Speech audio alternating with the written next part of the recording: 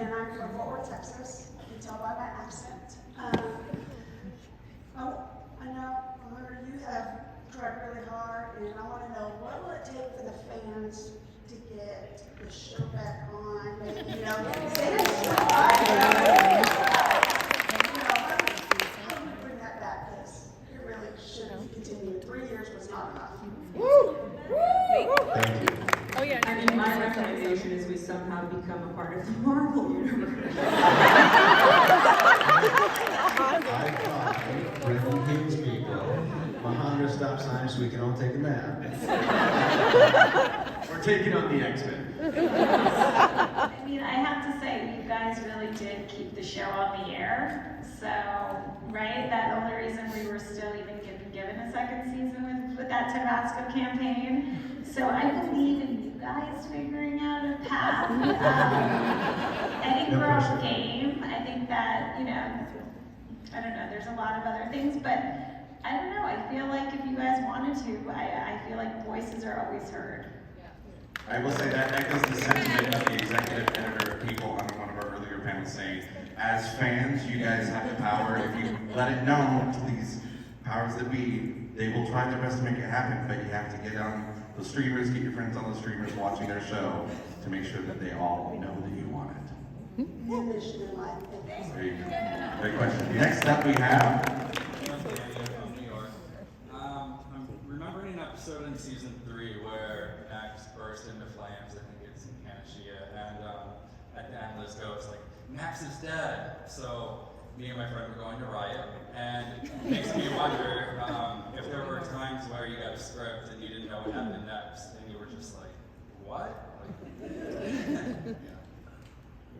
I mean, I remember after the pilot, the second episode, the morning after, Michael had a bigger role. And I was like, yes. And then we do that, and I was relatively new to the business still, and I filmed that episode feeling really good about myself. And then the next episode is maybe Monsters, and I'm barely in it at all. And I was like, that's right, I'm getting fired. They didn't like the morning after. I didn't pull my weight. And so it's not necessarily the next episode as a character-wise, but not knowing, being so new to the business, I was convinced that was it for me, and I had somehow screwed that opportunity up, and they were just going to be like, let's move on to people who can move the story along and who are entertaining. So I remember that. I just remember reading Monsters and going, oh no, back to Canada I go. great question. Next up we have Hi, Marissa from Rhode Island. Liz's character was like super into science, and Max was really serious. What ways were you like your characters, and what ways did you where you're like, that's so not me, but I can act it? And a secret second question: would you guys ever be open to like a rewatch podcast? Ooh. Sure, why not? Sure, for the podcast. I don't know, it was definitely like emotional at the time, so maybe the character lent some of those feelings, or borrowed some of those feelings from me. And like a hopeless romantic as she was, committed to her friends. I think there's a lot of similarities. The science stuff was definitely acting.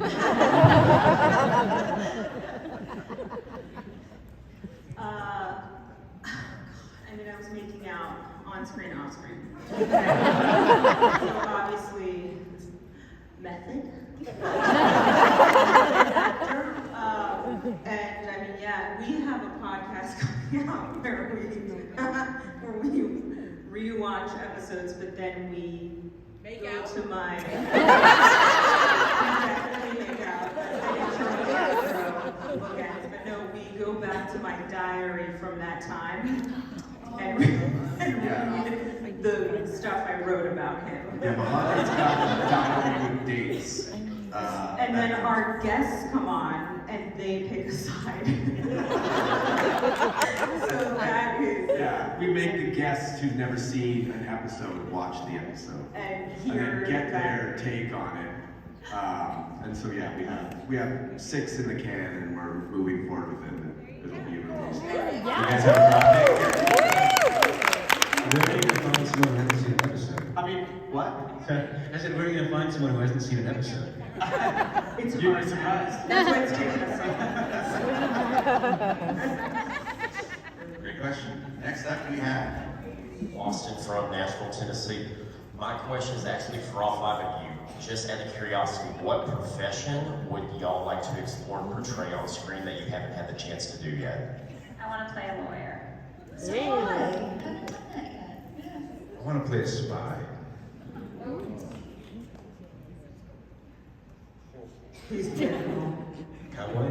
I don't know. I don't think I Porn want to stuff. River. Little Magic Mike. Don't say little.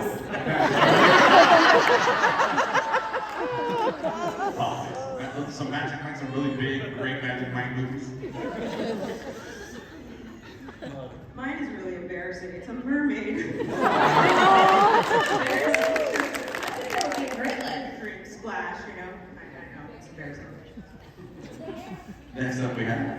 Hi, I'm Natalie. I'm from New York. One of my favorite episodes of Roswell is the prom episode, and I was just wondering if you guys had any memories from that. It just looked like it was so much to film, and the outfits were amazing. And I just wanted to know, like, if that was something that really stood out to you, like if that episode stood out to you. My one memory was, we don't have prom in Canada, we have grad.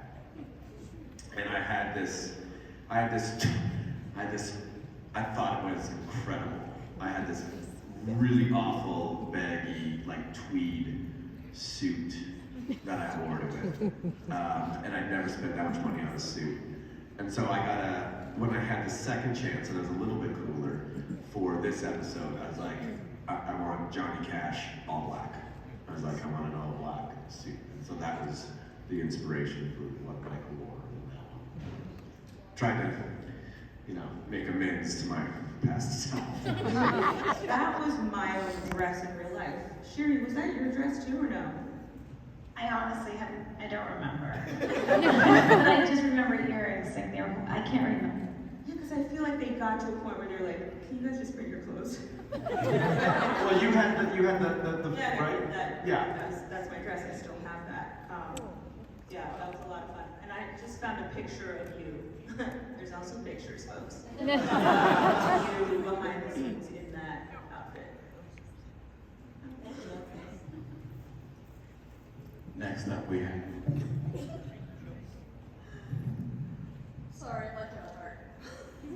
I'm Erin from Mass. I wanted to know, what was the time with each of you when you guys were in public and you found out that the show was a hit?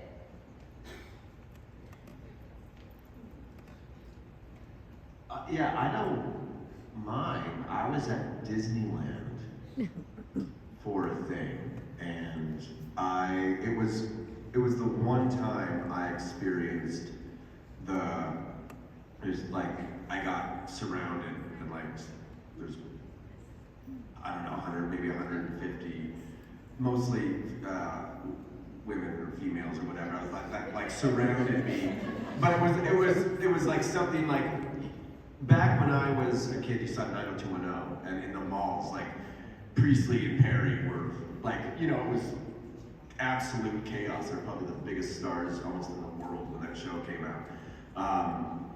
And you've seen that with whatever the Beatles and Elvis and all the things back in the day. And that was like my one. There's probably 30 people looking back on it, but seeing it was literally like just from all sides and surrounded, and that's when I went, oh, this people watch it and like this show, and it was my one little moment in the sun. This is a story that I probably shouldn't tell, but I was driving home one night in Beverly Hills, and I was driving a little faster than I probably should have been, and I got pulled over by a police officer. And you know, I had to work the next day, and I didn't want to, you know, get in too much trouble. And he walks up to the side of the thing, and he rolls to the window, and I give him my stuff, and he goes back to his car, and I'm literally thinking I'm gonna get like this giant ticket. But he came back and said, "My wife loves your show." He closed the book and still drives. Alive, alive. I don't know, I think maybe just like all of a sudden we were like auditioning actors, and then the next year you're like doing magazine covers and photo shoots, and you're like, oh, this is like an intense shift. And I think that was like the best, you know, one of the greatest things, like the show really sort of changed all of our lives in this way and created so much more opportunity for us. Good question. Next up we have